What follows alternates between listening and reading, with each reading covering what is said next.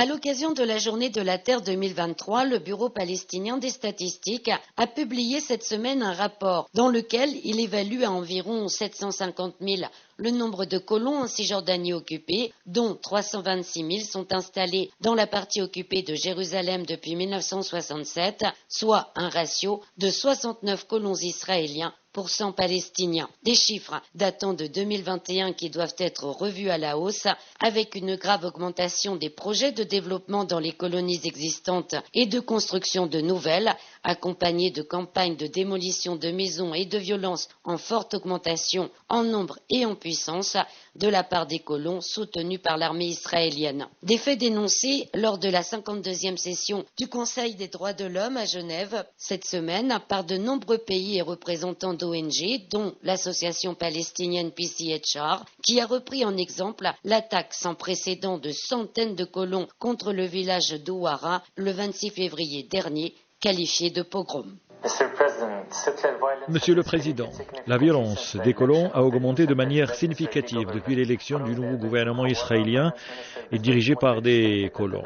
Après les événements à Ouara, le ministre Smotrich a déclaré qu'Ouara devait être rayé de la carte et le ministre Ben Gvir a appelé à détruire tous les Palestiniens un par un. Monsieur le Président, ces actions et ces déclarations sont le résultat de l'impunité dont jouit Israël depuis longtemps pour ses crimes contre le peuple palestinien.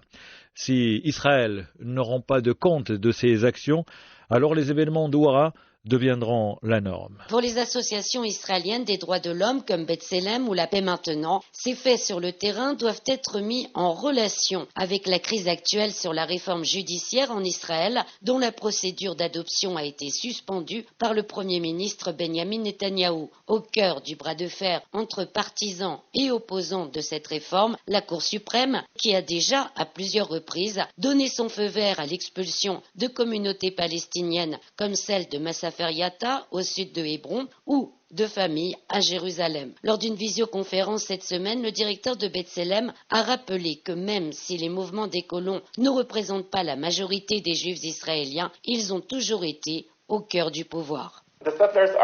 Les colons sont le gouvernement, et cela depuis des années. Tout ce que nous voyons en Cisjordanie, dans la bande de Gaza, c'est-à-dire dans les territoires occupés, c'est le résultat de l'action de l'État.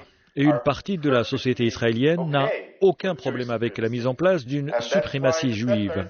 C'est pourquoi les colons ont pu faire leur colonie avec l'appui de l'armée et des gouvernements. Même constat de la part de La Paix Maintenant, dont le directeur, lors d'une visioconférence, a estimé que les extrémistes religieux et les mouvements des colons veulent avoir encore plus de liberté pour mettre en œuvre un système total d'apartheid sur l'ensemble du territoire de la Palestine historique.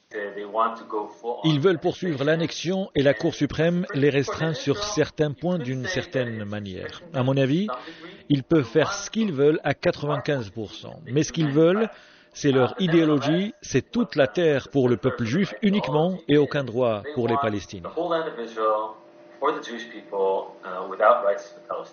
En Palestine, Valérie Ferron pour Midi 1.